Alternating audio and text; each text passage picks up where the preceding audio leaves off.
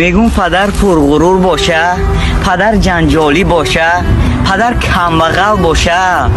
لیک باشه خیز زبان رفتی پدر، نازک بیان رفتی پدر. غوسه بر دل خنده بر لب از جهان رفتی پدر.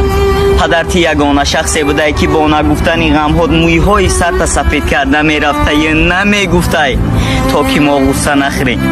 آخی پدر در زندگی استادی راهی، غنیمت همچون نور در نگاهی. سراپای جهان گردی نیابی، چه قلبی پدری که غرق یا ایستاده به در نگاه میکنم، پدری که هر لحظه آه میکشه. تکه ای مادر میدروی پدر، این عمر به ابر نوبهاران ماند، این دیده به زیر کوه ساران ماند. ای دوست چنین بزی که بعد از مردن انگوش گزیدن به یاران ماند.